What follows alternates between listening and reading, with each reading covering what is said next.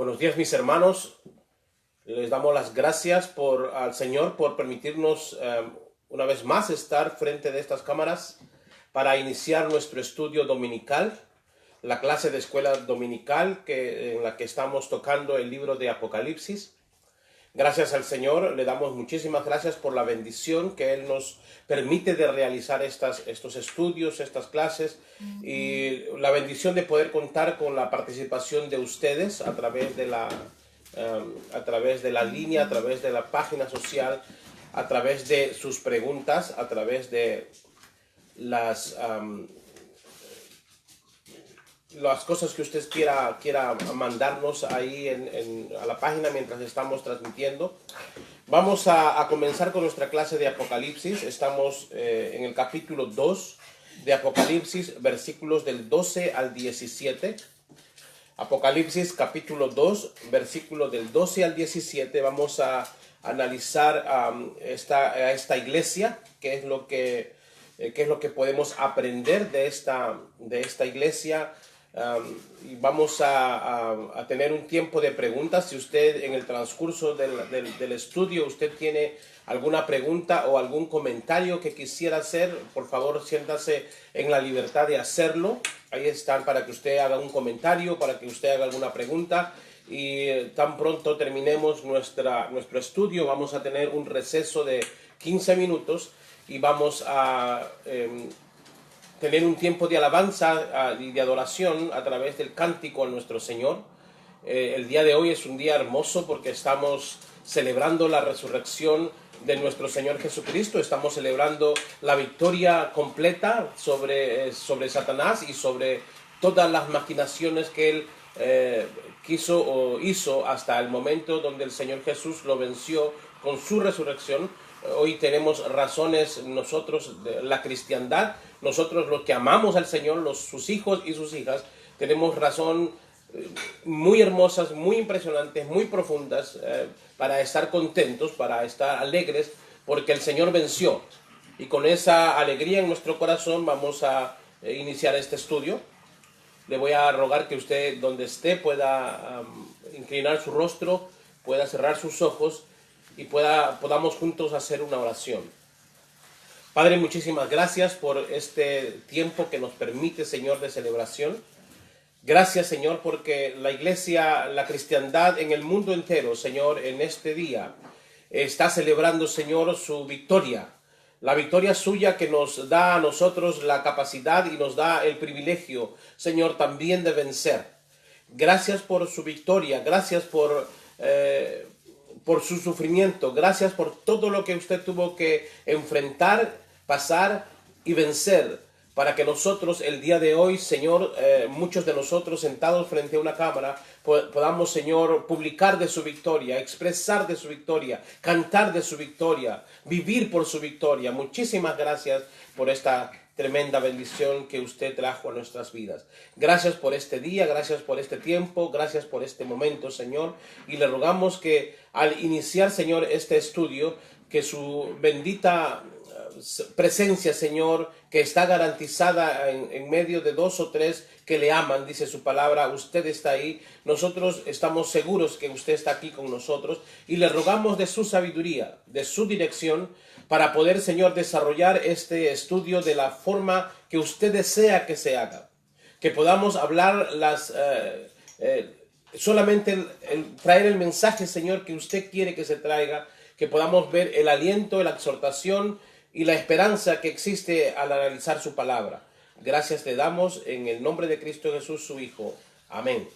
Bueno, mis hermanos, muchísimas gracias nuevamente para las personas que están conectadas, para las personas que lo van a hacer durante el tiempo de esta programación y las que lo harán después. Muchísimas gracias, que ha sido una gran bendición el contar con su presencia a través de todos los programas que estamos presentando como Ministerio de Jóvenes Iglesia Cristiana Unida.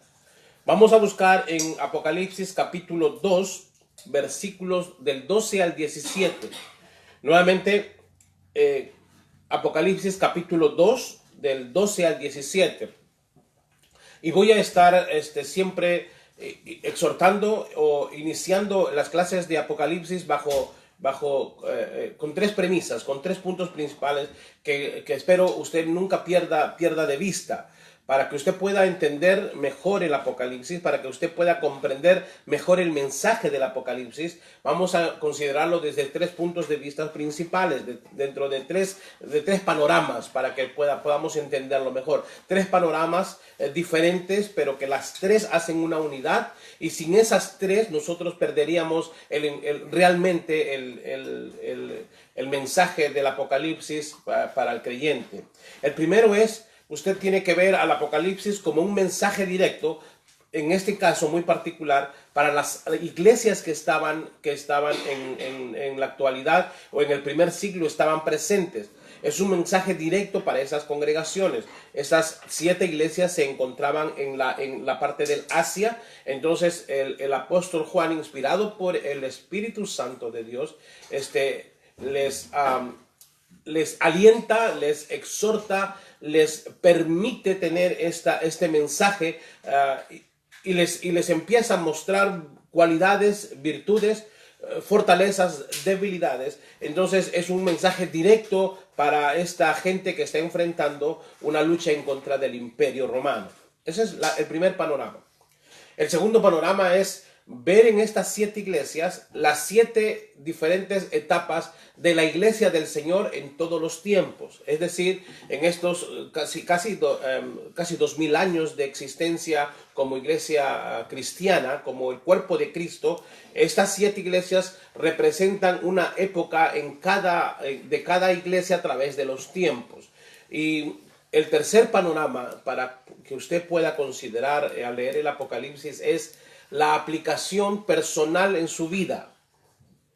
La exhortación que trajo el Señor a través del apóstol Juan a los oyentes del primer siglo, lo hacía con el propósito de exhortarlos, de animarlos, de que ellos pudieran corregir ciertas cosas, de que pudieran mantenerse practicando ciertas cualidades o ciertas actividades, empezar a corregir ciertos errores, ciertos pecados. De la misma manera, nosotros podemos ver nuestras congregaciones, la congregación el día de hoy. Este es un mensaje real para las congregaciones el día de hoy. Estas 7 congregaciones también existen. Las cualidades y los defectos de estas congregaciones están el día de hoy, también se manifiestan en las congregaciones del mundo. Entonces, el mismo mensaje de exhortación es para nosotros como iglesia, pero también como personas. De modo que cuando leemos la palabra del Señor, leemos este libro de Apocalipsis, estamos desarrollando el tema de Apocalipsis, entonces también le animo a que usted pueda descubrirse, al analizar estas iglesias, que usted pueda descubrirse si el Señor está exhortándolo, porque usted también está practicando lo que el Señor está diciendo que no se debe de practicar, para que usted pueda considerar la advertencia del Señor, para que usted pueda considerar su relación con Él y pueda usted decidir un cambio. Entonces, hay algunas personas que ven simplemente el Apocalipsis como un mensaje para las iglesias del primer siglo. Hay otras personas que ven solamente un enfoque escatológico, es decir, las iglesias representan una etapa de la iglesia y entonces están averiguando en qué tipo de iglesia estamos el día de hoy. Pocas personas utilizan el Apocalipsis como un libro de autoaplicación o de autoformación. Entonces, nos perdemos el enfoque si solamente lo vemos desde puntos de vista separados. Así que vamos a ver el Apocalipsis dentro de estas 3 formas y vamos a encontrarle toda la bendición que podamos encontrar en este libro. Dicho esto, vamos a leer capítulo 2 de Apocalipsis, versículos 12 al 17. Nuevamente, capítulo 2 de Apocalipsis, versículos 12 al 17. Espero que estén tomando notas. Estoy tratando de mencionar los versículos o las porciones bíblicas que vamos a usar de una manera pausada para que usted tenga tiempo de escribirlas. Capítulo 2 de Apocalipsis, del 12 al 17, dice así: y escribe el ángel de la iglesia en Pérgamo, el que tiene la espada aguda de 2 filos, dice esto: yo conozco tus obras y dónde moras, donde está el trono de Satanás, pero retienes mi nombre y no has negado mi fe. Ni aun en los días en que Antipas, mi testigo fiel, fue muerto entre vosotros, donde mora Satanás, punto. Pero tengo unas pocas cosas contra ti, que tienes ahí a los que retienen la doctrina de Balaam, que enseñaba a Balac a poner tropiezo ante los hijos de Israel, a comer de cosas sacrificadas a los ídolos y a cometer fornicación. Y también tienes a los que retienen la doctrina de los nicolaitas, la que yo aborrezco. Por tanto, arrepiéntete, pues si no, vendré a ti pronto y pelearé contra ellos con la espada de mi boca. El que tiene oído, oiga lo que el Espíritu dice a las iglesias. Al que venciere, daré a comer del maná escondido, y le daré una piedrecita blanca, y en la piedrecita escrito un nombre nuevo, el cual ninguno conoce, sino aquel que lo recibe. Este es el mensaje del Señor a la iglesia de Pérgamo. Pérgamo estaba situado a unos 72 kilómetros al norte de Esmirna y 120 kilómetros al norte de Éfeso. Fue famoso en su tiempo por tener la biblioteca más grande del mundo moderno después de Alejandría. La palabra pergamino o pieles preparadas para escribir sobre ellas procede de la confección y uso que se le dio en esta ciudad. Era muy conocido por el desarrollo de esto, o el crear pergaminos, el preparar pergaminos. Su nombre significa elevación y matrimonio. Escuche bien lo que significa Pérgamo: elevación y matrimonio, o totalmente casada. Y habla del tiempo en que la iglesia se unió o se casó con el Estado a partir de Constantino en el año 313 después de Cristo. La unión con el Estado ofrecía mucho, pero también pedía ceder mucho. A partir de ahí, la iglesia se contaminó y empezó su decadencia. A partir del 313 de nuestra era, con la llegada de Constantino al poder, él tuvo un encuentro. Así dicen los historiadores, tuvo un encuentro con Dios, se convirtió al cristianismo, y en el 313, cuando él llegó al imperio, le demoró 12 años al 325 después de Cristo para oficializar lo que hoy conocemos como la Iglesia Católica. De modo que la Iglesia Católica tiene los datos de inicio en el año 325 de nuestra era, cuando Constantino se declaró cristiano y paró todas las persecuciones, paró toda la persecución contra la iglesia que fue dada por casi 3 siglos, que se estuvo dando estas persecuciones contra nuestros hermanos. Constantino paró todo eso y declaró la religión cristiana como la religión universal. Por eso es que la Iglesia Católica toma ese nombre, porque la palabra católica significa universal. Entonces, Constantino declaró la Iglesia universal para todos, la religión del imperio. Ahí nace lo que el día de hoy conocemos como la Iglesia Católica, de la que salieron también los protestantes en el siglo XVI. Y escribe el ángel de la iglesia en Pérgamo, el que tiene la espada aguda de 2 filos, dice esto: yo conozco tus obras y dónde moras, donde está el trono de Satanás. El templo de Satanás se refiere al templo dedicado a Augusto César en aquella ciudad.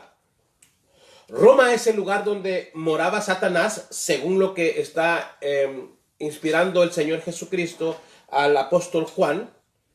Es el lugar donde moraba Satanás en el primer siglo, donde estaban siendo la iglesia de Pérgamo la receptora de esta carta. El templo de Satanás se refiere al templo dedicado a Augusto César en aquella ciudad.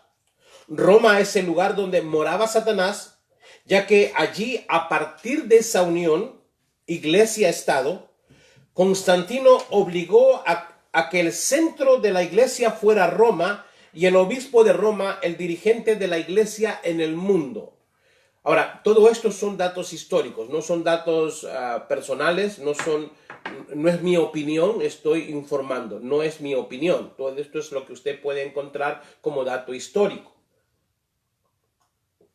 De modo que tampoco es una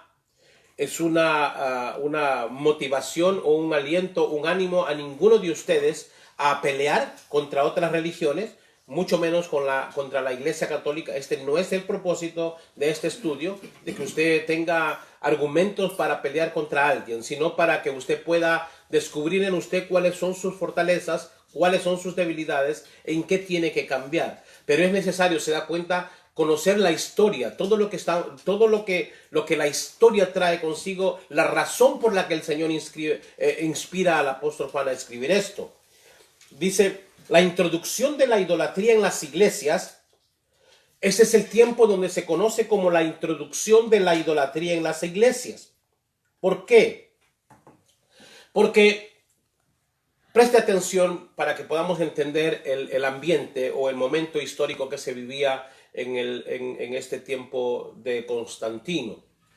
Se habían levantado en contra de la iglesia cristiana y el blanco de todos era la iglesia cristiana, incluso de los judíos era la iglesia cristiana. Ya en el tiempo, en 325, los judíos estaban haciendo una vida errante porque en el año 70 de nuestra era fueron ellos expulsados de la tierra como tal. Se acabó su influencia religiosa y política bajo el dominio del Imperio Romano, pero todas las demás gentes alrededor de la iglesia cristiana, se habían convertido en enemigos de la iglesia cristiana. ¿Por qué? Porque era mejor estar a favor del imperio que estar en contra del imperio. Muchos grupos, muchas sectas, muchas religiones se levantaron a estar en contra de la iglesia cristiana para sentirse protegidos por el imperio. ¿Me explico? De modo que cuando llega Constantino y decreta a la iglesia cristiana como la iglesia universal o la iglesia católica, estamos hablando del significado de universal, no estamos hablando de una institución en particular, sino el significado de universal. De ahí parte todo. Se declara la iglesia universal para el mundo donde el imperio romano dominaba. Entonces, ahora usted ve a todo este grupo de gente, todo este grupo de personas que atacaban a la iglesia cristiana, y cada uno con sus propias creencias, cada uno con sus propios dioses, cada uno con sus propias costumbres. Ahora que la iglesia cristiana es la religión oficial del imperio, ¿qué cree usted que pasó? La persecución entonces empezó a dar de otra forma. La persecución se fue a dar, se revertió la situación contra los cristianos. Dejaron de ser perseguidos y ahora el imperio empezó a perseguir a todos aquellos que no se relacionaran con la iglesia universal, con el cristianismo creado por Constantino en el año que comenzó en el año 313, pero que lo clarificó en el año 325 de nuestra era. ¿Me siguen? Toda esta gente, bajo la presión de ahora de ser perseguidos, empezaron todos ellos a tomar la religión universal, la religión de Constantino, del emperador, como la religión de ellos. Empezaron a adoptar la religión. Empezaron a relacionarse con la religión del imperio, la religión oficial del imperio, sin experimentar un nuevo nacimiento, sin pasar por ese proceso de conversión que toda persona tiene que pasar para ser inmerso en el cuerpo de Cristo. Y esa es la gran diferencia. Esto es lo que nos hace diferentes de una religión denominacional, que puede estar sucediendo el día de hoy, incluso en nuestras propias congregaciones. Basta solamente preguntarles a nuestros hijos que han nacido en un hogar donde se practica la religión cristiana. Usted pregunta a sus hijos o a nuestros hijos que han nacido en un hogar donde se practica la religión cristiana, y rápidamente les van a responder cuando usted les pregunta, ¿tú eres cristiano? Dice, sí, yo nací en un hogar cristiano. Sin embargo, eso no es una respuesta válida para que la persona diga, yo pertenezco al verdadero cuerpo de Cristo, a la iglesia de Cristo. Porque usted puede relacionarse con una iglesia local, puede relacionarse con una religión, pero estar lejos de ser parte de la iglesia del Cristo viviente. Entonces, eso es lo que sucedió, eso es lo que pasó. Toda esta gente empezó a tomar la iglesia católica como la iglesia de Constantino, la iglesia católica, la iglesia universal, como su iglesia, como su denominación, sin experimentar una transformación, sin experimentar un nuevo nacimiento. ¿Por qué? Porque la iglesia se convirtió en la iglesia oficial del imperio. ¿Qué sucedió con esto? Cada grupo empezó a aportar de lo suyo. Cuando no existe una verdadera conversión, ese es el problema que existe cuando no hay una verdadera conversión. Cada persona llega con sus propias creencias, cada persona llega con sus propias mañas y con sus propias costumbres y se juntan a este pensamiento de iglesia y empiezan a practicar dentro de este concepto de iglesia todo lo que ellos son. Eso es el gran problema cuando no existe una conversión. Entonces usted ve a la iglesia del Estado, a la iglesia como religión oficial, aceptando y practicando todas las costumbres que todas estas gentes con sus religiones habían llegado para aportar a esa naciente iglesia no perseguida. ¿Me siguen? Si hay alguna pregunta hasta ahora, si no hay alguna pregunta, si tienen preguntas, por favor háganlas. No esperen a que llegue los últimos 5 minutos de este estudio para que ustedes puedan empezar a bombardear con sus preguntas y no va a haber un tiempo para responderlas. Por favor, háganlas si tienen. Yo le animo a que lo haga. No creo que vamos a terminar esta clase el día de hoy porque es bastante profunda, pero por favor le exhorto y le animo a que haga sus preguntas si es que la tiene. La introducción de la idolatría en las iglesias es lo que menciona esta iglesia de Pérgamo. A esta iglesia se le habla de los que retienen la doctrina de Balaam. Balaam fue un mal profeta que, no pudiendo hablar maldición contra el pueblo de Dios, enseñó al enemigo de Israel, Balac, a vencer sin arriesgar un solo hombre. Dios aborrece y está en contra de su pueblo si éste fornica y ofrece incienso a otros dioses. Es decir, Dios aborrece a aquellos pueblos y que van detrás de otros dioses, que se inclinan detrás de otros dioses o delante de otros dioses. Así lo hizo enviar Balaam, el profeta que está hablando aquí en el apóstol Juan en su exhortación a Pérgamo. Él le hizo enviar a mujeres que sedujeron a los hombres a fornicar y los animó a ofrecer culto a dioses paganos. El resultado de este atrevimiento de Balaam fue que Dios trajo una mortandad sobre el pueblo y murieron 24,000 personas, más muertos que si hubieran entrado en combate con el enemigo. De modo que la historia nos muestra a Balaam como un profeta de Dios que se unió para lastimar al pueblo de Israel. Y vamos a buscar en Números capítulo 22, rápidamente. Números capítulo 22 para entender lo que estamos diciendo y a qué se refiere el Señor cuando dice esto. Dice, Números 22 dice, pero tengo unas pocas cosas contra ti, que tienes ahí a los que retienen la doctrina de Balaam. Es decir, en la congregación donde tú estás, hay gente que todavía está manteniendo una doctrina de Balaam que sucedió muchísimos siglos antes, pero que está renovado a través de la práctica de lo mismo que hizo Balaam con el pueblo de Israel. Esa gente que está en posición de, por lo menos, si no de liderazgo, en la posición de influir en los demás, están animando a practicar esa doctrina de Balaam. ¿Quién es Balaam? Capítulo 22 de Números, dice así. Partieron los hijos de Israel y acamparon en los campos de Moab junto al Jordán frente a Jericó. Y vio Balac, hijo de Zippor, todo lo que Israel había hecho al amorreo. Y Moab tuvo gran temor a causa del pueblo, eran los moabitas. Y dijo Moab a los ancianos de Madián, ahora lamerá esta gente todos nuestros contornos, como lame el buey la grama del campo. Y Balac, hijo de Zippor, era entonces rey de Moab. Por tanto envió mensajeros a Balaam, hijo de Beor, en Petor, que está junto al río, en la tierra de los hijos de su pueblo, para que lo llamasen diciendo, un pueblo ha salido de Egipto, y he aquí cubre la faz de la tierra y habita delante de mí. Ven pues ahora, te ruego, maldíceme a este pueblo, porque es más fuerte que yo. Quizá yo pueda herirlo y echarlo de la tierra, pues yo sé que el que tú bendigas será bendito y el que tú maldigas será maldito. Dime, Abigail. Sonia pregunta si la Iglesia Católica fue fundada por Jesús.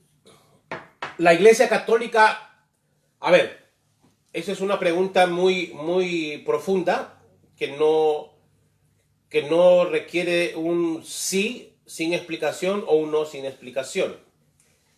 Nuevamente, vamos a partir de este concepto. La pregunta que nos hace Sonia es la Iglesia Católica la fundó Cristo Jesús? Y mi respuesta va a estar animada. Quiero que usted analice primero esto que voy a decir, que lo dije al principio. No tengo ni tenemos nosotros como práctica el enfrentar ninguna religión como tal. No es una lucha en contra de una religión. Sin embargo, tampoco nos exime de decir la verdad de la palabra. Nuevamente, vamos a ver los datos históricos para demostrar si la Iglesia Católica fue fundada por Dios, por lo menos la que conocemos el día de hoy fue fundada por Dios o no.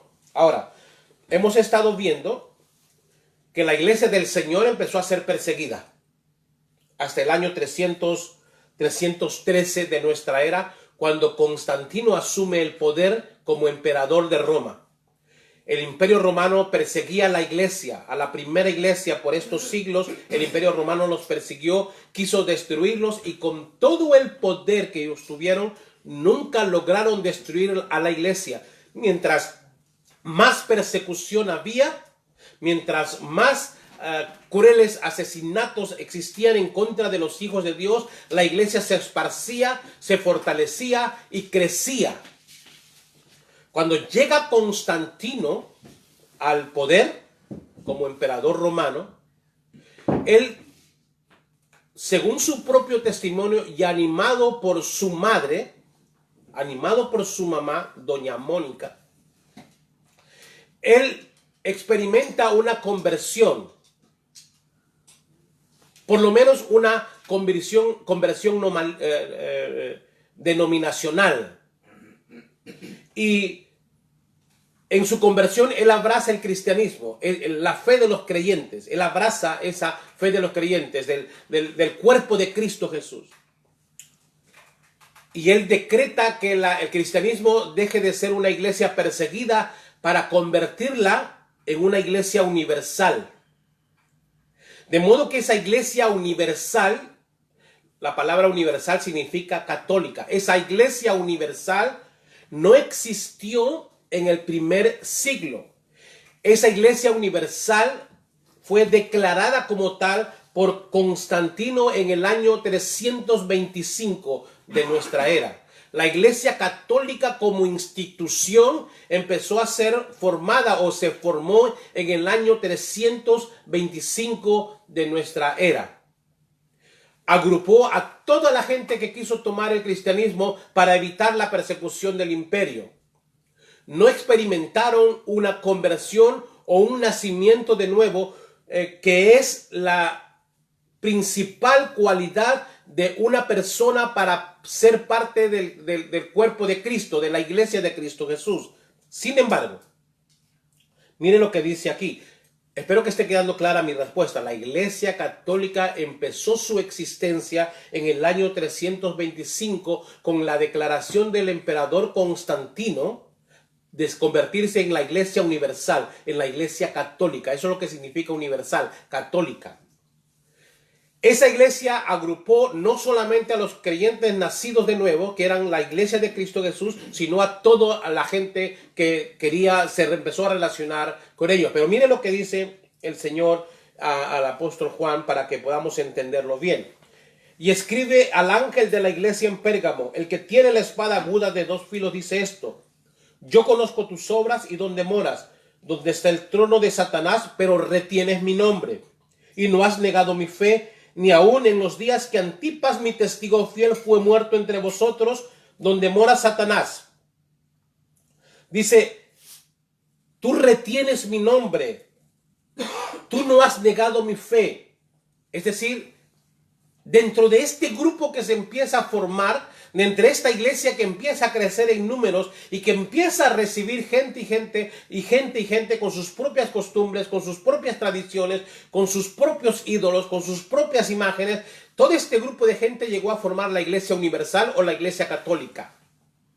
Dentro de este grupo, dentro de esta Iglesia Universal, estaba ese remanente fiel. Pero tú retienes mi nombre y no has negado mi fe. Ese remanente fiel, esa iglesia de Cristo Jesús, la pureza de la iglesia estuvo dentro de esa denominación que se hizo universal. ¿Me explico? Entonces, la iglesia de Cristo Jesús se mantuvo como iglesia a través de todos los tiempos, independientemente de que la Iglesia Católica como institución haya sido fundada por Constantino. Y la respuesta es no. El Señor Jesucristo fue el que creó, el que fundó su iglesia, y la Iglesia Católica fue fundada como universal por Constantino en el año 325. Esa iglesia del Señor se mantuvo dentro de esta iglesia universal hasta el siglo XVI, donde la reforma hace posible que ese remanente fiel entonces tome ahora el nombre de la iglesia cristiana protestante. Espero que la respuesta esté ayudándole, o le haya ayudado, que haya satisfacido su curiosidad o su deseo de informarse. ¿Alguien más, Abigail? Entonces sigamos con Números capítulo 22. ¿Cuál es la historia aquí? Está el pueblo de Moab con su rey. Están conociendo que el pueblo de Israel está tomando posesión de los territorios y Dios está detrás de todo eso, está dándoles la victoria al pueblo de Israel para que posea o tome posesión de los pueblos que él mismo había determinado para el pueblo. Entonces este rey asustado, el moabita, va y busca a Balán, que es profeta del Señor, y él sabe muy bien a quién él busca, porque dice en el capítulo 22:6, ven pues ahora te ruego, maldíceme a este pueblo, porque es más fuerte que yo. Quizá yo pueda herirlo y echarlo de la tierra si tú lo maldices, pues yo sé que al que tú bendices será bendito y al que tú maldigas será maldito. Lo que pasa es que este rey empieza a llamarlo, empieza a buscar a él, a Balaam, y le hace un ofrecimiento de muchas riquezas, de dinero, de plata, para que él maldiga al pueblo de Dios, porque él era un profeta reconocido de Dios. El Señor lo exhorta y le dice, tú ni siquiera debiste haber prestado atención a esta invitación, porque lo que él dice, para tratar de hacerlo bíblico, escuche bien esto, escuche bien el accionar de Balaam, cuando le ofrecen el dinero para que maldiga al pueblo de Dios, y él en su afán de ser bíblico, porque le había atraído las riquezas y todo el regalo y todo ese soborno que el rey de Moab le estaba ofreciendo, lo había cautivado, y para él tratar de ser bíblico, él dice, yo voy a consultar a Dios, voy a preguntarle a Dios. Lo que Él me diga es lo que yo voy a hacer. Y lo que está diciendo aquí, la palabra lo que está enseñando es, mis hermanos, hay cosas que usted no tiene que consultar con Dios. Présteme mucha atención a lo que voy a decir. Hay verdades, hay realidades que usted no tiene que consultar con Dios. Porque cuando a usted lo están invitando a hacer un mal, usted no tiene que orar al Señor para pedirle dirección si usted debe de hacer un mal o no. Esto es lo que está pasando aquí. Está siendo extorsionado para que haga un mal en contra del pueblo de Dios. Está siendo animado para que peque contra un creyente, contra un hijo de Dios. Y la persona dice, voy a pensar, para tratar de ser bíblico o espiritual, voy a consultar a Dios. Voy a orar al Señor para ver si lo voy a hacer o no. Y la exhortación de Dios es no. Si ustedes leen el capítulo 22 con tranquilidad, el capítulo 23 con tranquilidad, el capítulo 24 con tranquilidad de Números, y llegan al capítulo 25 de Números, que es lo que quiero que veamos, que a esto se refiere el apóstol Juan en su exhortación a la iglesia de Pérgamo. Si usted ve en el capítulo 22, 23 y 24, usted va a encontrar a un Balaam, a un profeta de Dios, luchando por todos los modos, por todos los medios posibles, por todos los modos y medios posibles, tratar de tomar esa extorsión. El Señor tajantemente le prohíbe e incluso se llega, esta es una de las historias donde el Señor utilizó a un asno, a un burro, para hacerlo hablar y exhortar al profeta. El Señor utilizó un animal, hizo hablar a un animal para exhortar la locura del profeta. Sin embargo, él, al ver que no podía maldecir al pueblo, él lo que hace es bendecir al pueblo. Y lo bendice, y lo bendice.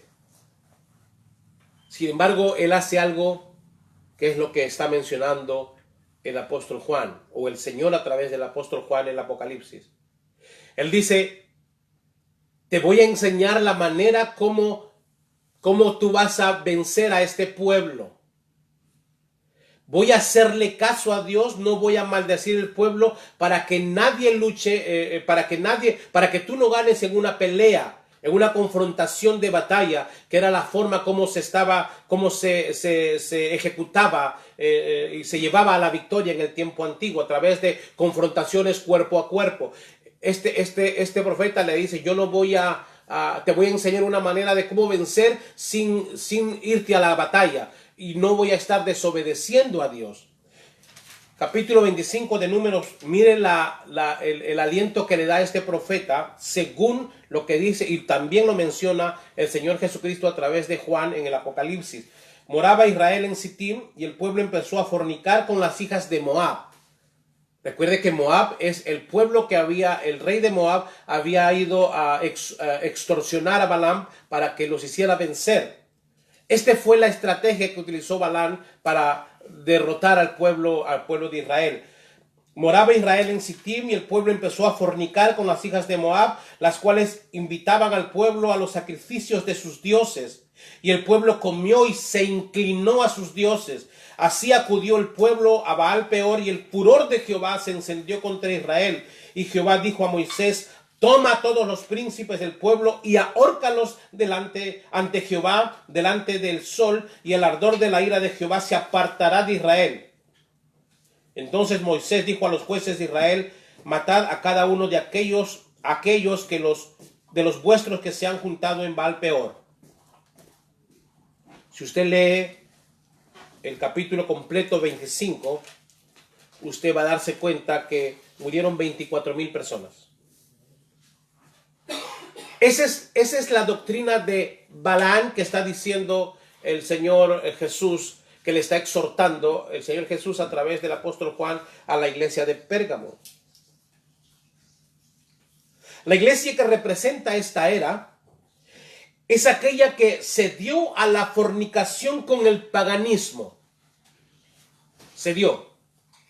La iglesia ocupó templos paganos y a sus ídolos puso nombre de santos.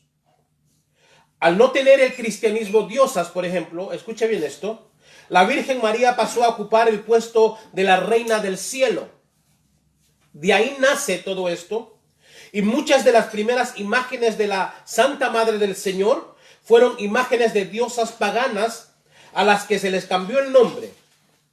Las fiestas y días especiales en los cultos del paganismo fueron absorbidas por esta iglesia permisiva que se dejó seducir como Balaán por el beneficio que esta unión iglesia-estado le proporcionaba.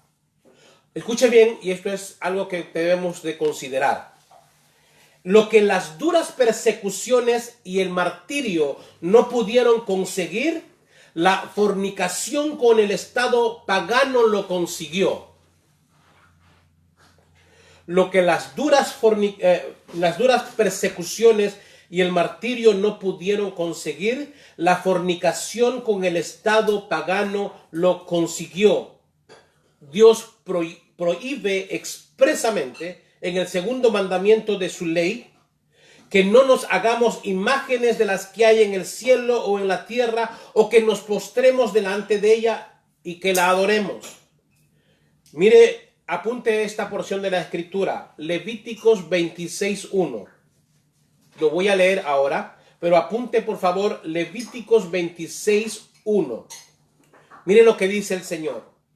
No te harás imagen ni ninguna semejanza de lo que esté arriba en el cielo, ni abajo en la tierra, ni en las aguas debajo de la tierra. No te inclinarás a ella, ni las honrarás, porque yo soy Jehová tu Dios, fuerte y celoso. Perdón, hermanos, esto está en Éxodo 20 del 4 al 5. Éxodo 20 del 4 al 5. La porción que acabo de leer está en Éxodo 20 del 4 al 5. Levíticos 26:1 dice esto: no haréis para vosotros ídolos ni escultura, ni os levantaréis estatua, ni pondréis en vuestra tierra piedra pintada para inclinarse a ella, porque yo soy Jehová vuestro Dios. Es muy claro, ¿cierto? Es muy claro. Es muy claro. Es muy claro. Las imágenes no son lo que representan, no existen como verdaderas deidades, solo son madera, piedras talladas, pintadas y revestidas o vestidas. Pero no tienen sentido. Mire lo que dice Salmos 115 del 4 al 8. Apúntelo bien. Salmos 115 del 4 al 8. Los ídolos de ellos son plata y oro, obra de manos de hombre. Tienen boca y no hablan. Tienen ojos y no ven. Tienen oídos y no oyen. Tienen nariz y no huelen. Tienen manos y no palpan. Tienen pies y no caminan. No emiten sonido alguno con su garganta. Se volverán como ellos los que los hacen, dice el Señor. Se volverán como ellos los que los hacen. Y todos los que en estos ídolos e imágenes confían. Es muy clara la palabra del Señor. Es muy clara la palabra del Señor.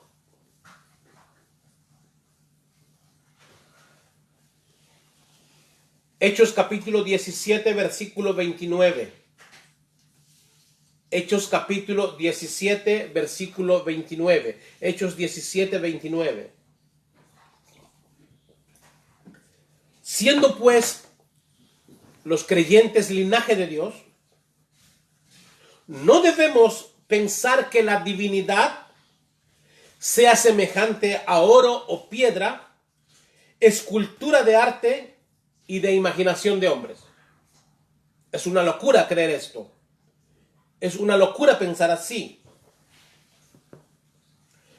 En definitiva, los que adoran a las imágenes, aunque representen lo que representen, están, según la misma palabra, están adorando a demonios que infunden la idolatría y no hay salvación para ellos. Primera de Corintios 6, 9 al 10. Primera de Corintios 6, 9 al 10. ¿No sabéis que los injustos no heredarán el reino de Dios. ¿Y quiénes son los injustos? No es rey, no te equivoques. Ni los fornicarios, ni los idólatras, dice la palabra del Señor, y todo lo demás que menciona en Primera de Corintios capítulo 6, del 9 al 10. Pero Pablo tiene algo más que decir en Primera de Corintios 10, del 19 al 20. Apúntelo por favor, Primera de Corintios 10, 19 al 20. ¿Qué digo pues? ¿Que el ídolo es algo? ¿O que sea algo lo que se sacrifica a los ídolos? Cualquiera que ésta sea, cualquier sacrificio que esto sea. Antes digo que lo que los gentiles sacrifican, miren lo que dice la palabra del Señor. A los demonios los sacrifican y no a Dios. Y no quiero, dice el Señor, que ustedes se hagan partícipes con los demonios. Primera de Corintios 10, versículos 19 al 20. Dime, Abigail. Erika Sosa pregunta, entonces la cruz que está en los templos está mal eso. Entonces la cruz que está en los templos está mal eso. Bueno, la cruz es el símbolo de la entrega de Cristo Jesús. Es el símbolo del cristianismo. La cruz es lo que nosotros el día de hoy es nuestra victoria, dice la Escritura, dice la palabra del Señor. Nuevamente, miren lo que el Señor condena como tal. No te harás imagen. Escuche bien, ni ninguna semejanza de lo que esté arriba en el cielo, ni abajo en la tierra, ni en las aguas de debajo de la tierra. No te inclinarás a ellas, ni las honrarás, porque yo soy Jehová tu Dios, fuerte, celoso. No haréis para vosotros ídolos ni escultura, ni os levantaréis estatua, ni pondréis en vuestra tierra piedra pintada para adorarla, para venerarla, porque yo soy Jehová tu Dios. Lo que nosotros vemos como una cruz, lo ponemos como una señal del pacto entre Dios y la creación. La cruz es para nosotros el ejemplo, el símbolo de maldición que fue para el pueblo del Antiguo Testamento, sobre todo en el Imperio Romano. La cruz no era un símbolo para adorar ni símbolo para venerar, era un símbolo de maldición. No estaba relacionado en absoluto con las imágenes o las cosas que está declarando el Señor que no debemos de tener, porque la cruz era contrario a lo que mucha gente pueda pensar. La cruz era una señal de vituperio, la cruz era un símbolo de maldición que el Señor Jesucristo transformó, de modo que nosotros no adoramos ni nadie debe de venerar la cruz. Nosotros no podemos inclinarnos delante de una cruz. Nosotros no podemos animar como líderes del pueblo de Dios, como pastores, como líderes del pueblo del Señor. No debemos animar a nadie a inclinar su corazón delante de nada, delante de nadie. Espero que haya ayudado la respuesta a Erika. Así que vamos a parar aquí. Vamos a parar aquí para empezar a ver un poquito más de lo que el Señor quiere para nosotros. Es bastante profundo lo que el Señor les quiere decir a esta iglesia de Pérgamo. Pero volvamos al capítulo 2 de Apocalipsis. Yo conozco tus obras y dónde moras. Capítulo 2, versículo 13. Donde está el trono de Satanás, pero retienes mi nombre y no has negado mi fe, ni aun en los días en que Antipas, mi testigo fiel, fue muerto entre vosotros, donde mora Satanás. Dime, Abigail. ¿Por qué la Iglesia Católica tiene una cruz al revés? ¿Por qué la Iglesia Católica tiene una cruz al revés? Bueno, la cruz al revés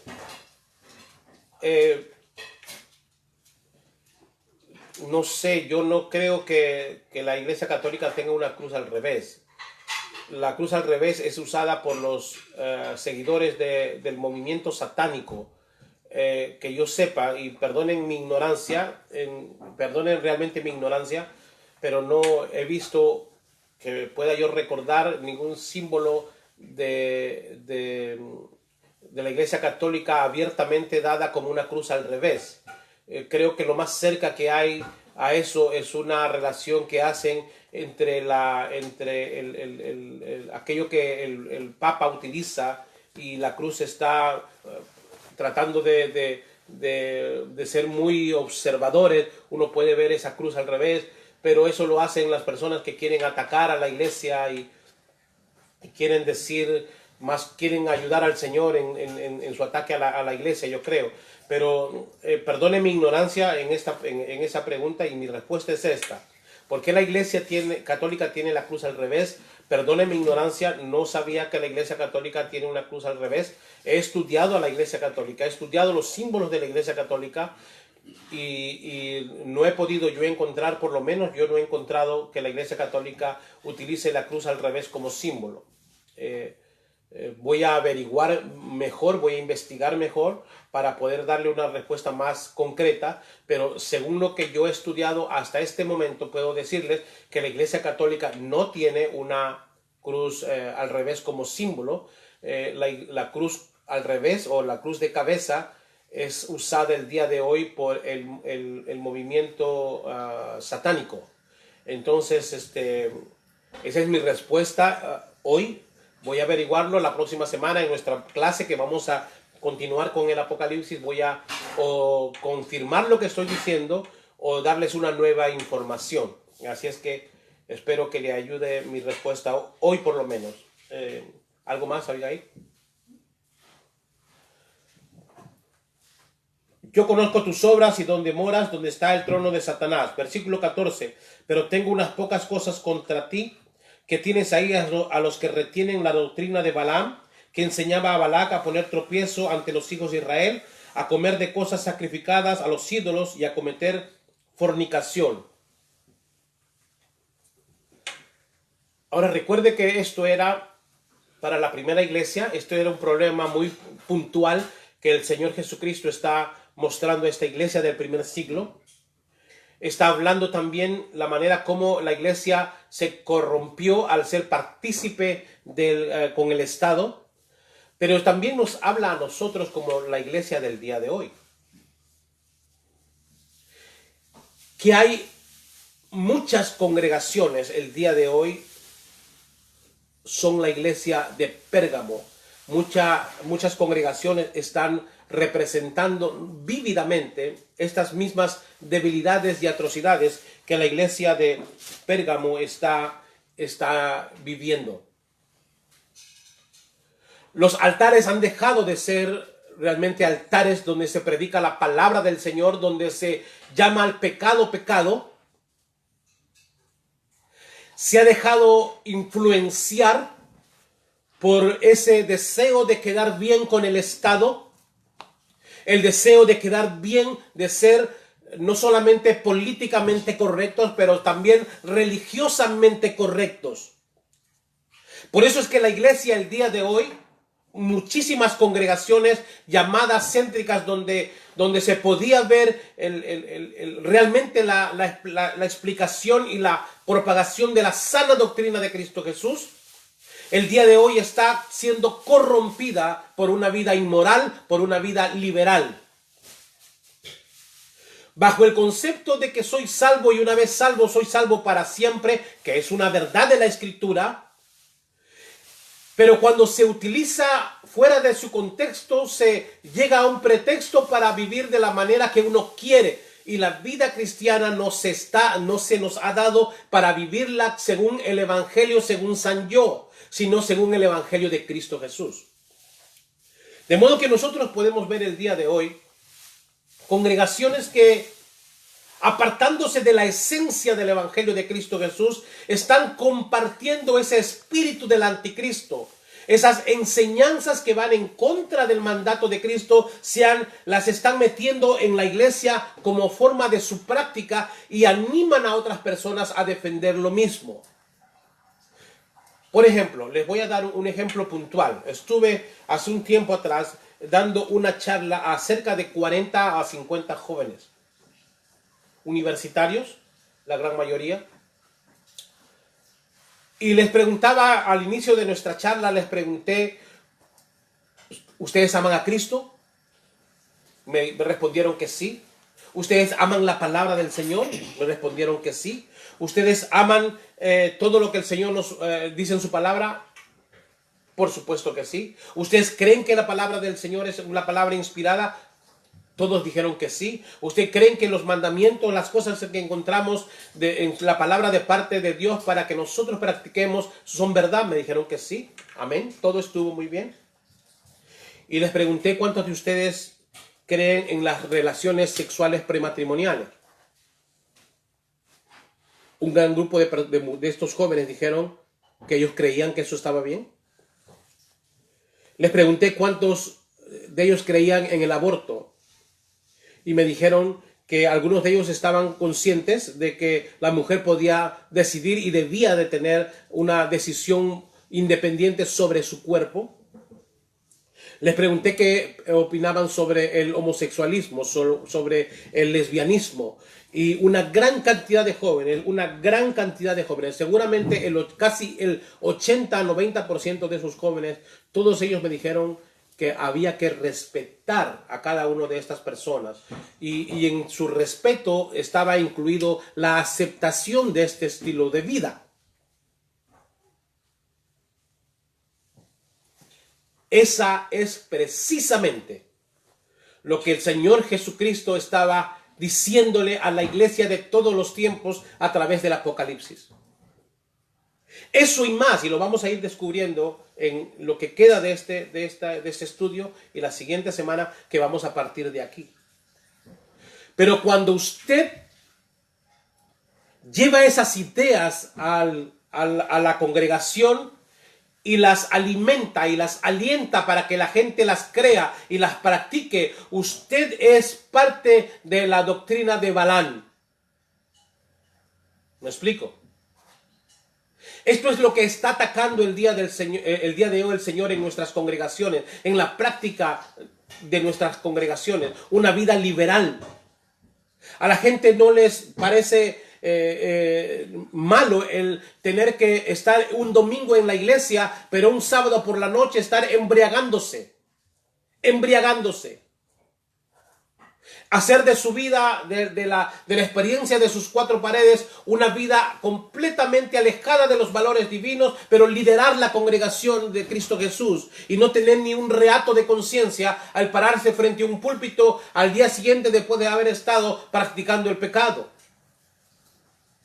¿Se da cuenta? Como la doctrina de Balaam, lo que los nicolaitas practicaban, todavía sigue presente en la práctica de nuestra congregación. Hay iglesias el día de hoy que se han sentado, creo que lo dije en algún estudio anterior, se han sentado por una semana, por 2 semanas, a debatir si es que una mujer lesbiana o si un hombre gay pueden ser pastores de la congregación del Señor. Y estas congregaciones, muchas de ellas llamadas fuertes en Estados Unidos, después de sabiamente debatir por 2 o 3 semanas si un gay o una lesbiana pueden ser ordenados como ministros del Señor, han llegado a la conclusión de que sí es posible que sea eso real. Pero déjenme decirles, eso es real para ellos como congregación, como denominación. No es real para el cuerpo de Cristo. Es real para ellos que puedan tener personas así liderando la congregación. Y déjeme decirle que esta no es una apología al rechazo o al racismo o a la violencia. Que no se tome mis palabras fuera del contexto. Pero la palabra del Señor es tajante. La palabra del Señor es tajante y es firme. Nosotros como creyentes, debemos de amar a todas las personas porque Dios los ama. Cuesta mucho, para muchas personas, amar a su prójimo cuesta mucho. Para muchas personas les cuesta mucho amar al que no le ha hecho nada. Aún a esas personas les cuesta. Pero esa es la prueba de la madurez que tienen. Es prueba de la condición espiritual que tienen. Pero la palabra del Señor nos invita y nos exhorta y nos llama a nosotros a tener una aceptación por todas las personas, independientemente de su condición. Como seres humanos, como necesitados del amor de Dios. Pero el Señor nos manda a mantenernos firmes frente al pecado nuestro y al pecado de los demás. No a ser livianos al analizar nuestros pecados y duros al analizar los pecados de otros. O a pasar por alto el pecado de otros porque queremos ser religiosamente correctos. No, la palabra del Señor es tajante y es firme y es real. Por lo menos nosotros como ministerio hemos podido tener una gran cantidad de personas, entre hombres y mujeres, que han llegado con nosotros a decirnos que son lesbianas o que son gays, homosexuales. Y a través de la administración de la palabra del Señor, porque esto es vida, esto de aquí es vida, y esto es verdad, han podido llegar a experimentar lo que 2 de Corintios 6 dice. 2 de Corintios 6, y vamos a terminar aquí con lo que está diciendo el Señor.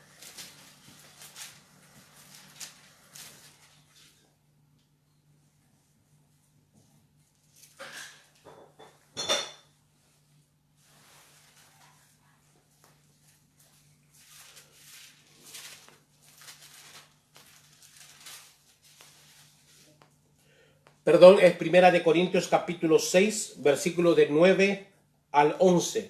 Vamos a leer y la próxima semana vamos a partir de esta escritura. Porque yo sé que va a causar bastante revuelo entre las personas que lo oyen.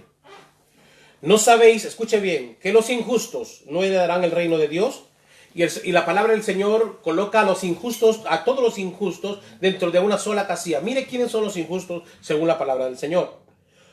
Ni los fornicarios, ni los idólatras, ni los adúlteros, ni los afeminados, ni los que se echan con varones, ni los ladrones, ni los avaros, ni los borrachos, ni los maledicientes, ni los estafadores heredarán el reino de Dios. Heredarán el reino de Dios. Pero la palabra del Señor no termina ahí, no termina en esa condenación aparente para el ser humano, sino que les da la provisión de poder cambiar esa condición interna. Y mira lo que dice el apóstol Pablo en el versículo 11. Y esto eran algunos, es decir, entre ustedes que están formando la iglesia de Corinto, habían fornicarios, habían idólatras, habían adúlteros, existían afeminados, los que se echan con varones, había ladrones, había avaros, había borrachos, había maldicientes. Había todo esto, dice el Señor, había en medio de ustedes. Pero ustedes han sido lavados, han sido regenerados, han sido transformados, ya habéis sido santificados, ya habéis sido justificados en el nombre del Señor Jesús y por el Espíritu de nuestro Dios. Es decir, está diciéndole el apóstol Pablo, y vamos a ver el contexto de lo que era Corintio, y vamos a darnos cuenta de que el homosexualismo, el lesbianismo era una práctica muy común en ese tiempo, como lo es ahora, muy común. Sin embargo, el Señor les dice, cada uno de ustedes que tiene esa manifestación en sus vidas, esas prácticas que el Señor condena, no solamente eso, sino el ser borracho, el ser malediciente, el ser ladrón, el ser fornicario, el ser adúltero. Todo eso está dentro del mismo recuadro de ser personas injustas. Y el Señor dice, hay esperanza para ustedes porque ustedes son testigos de que el Espíritu Santo los ha tomado, los ha lavado, los ha santificado, los ha transformado, les ha dado su verdadera identidad. De modo que el cristianismo, en la palabra del Señor, el mensaje de Cristo Jesús es la respuesta para todos los problemas de la humanidad. Eso es lo que está diciendo el apóstol, el Señor Jesucristo, a través de sus apóstoles o de sus enviados, del apóstol Pablo aquí, del apóstol Juan en Apocalipsis. Mis hermanos, muchísimas gracias por su participación. No hay nada más, Abigail, Esteban.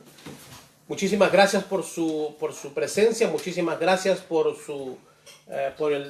la comunión que está teniendo con nosotros. Vamos a dar gracias al Señor.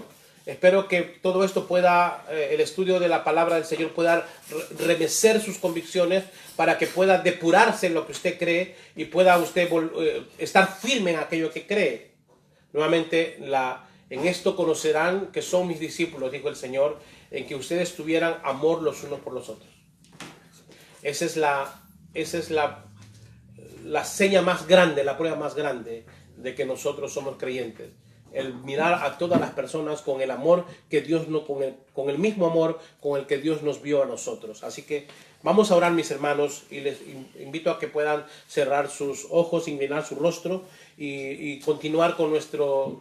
Al terminar este estudio, vamos a tener un tiempo para volver a las 10:40, me parece, o 10:45. Vamos a empezar nuestro servicio de alabanza, de adoración, y los invitamos a que se conecte, manténgase conectado a través del Ministerio de Jóvenes Iglesia Cristiana Unida, y tan pronto terminemos, vamos a estar escuchando a nuestro hermano pastor Denis Flores traernos la palabra del Señor, esa palabra que nos va a exhortar, que nos va a alentar, el Cristo resucitado. No olvidemos que estamos celebrando la victoria de Cristo Jesús, y la victoria de Cristo es su victoria, es mi victoria. Inclinemos nuestros rostros y oremos.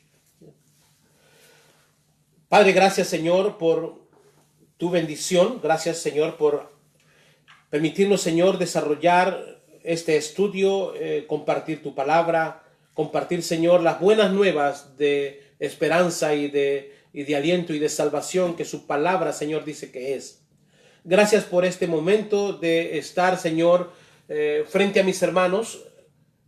Gracias por que usted está tocando el corazón de mis hermanos para que no solamente puedan participar, Señor, en estos estudios y podamos juntos aprender, pero también está usted motivando y alentando a ellos, Señor, a compartir estos estudios, porque están entendiendo que hay gente y personas que necesitan conocer la verdad del Evangelio.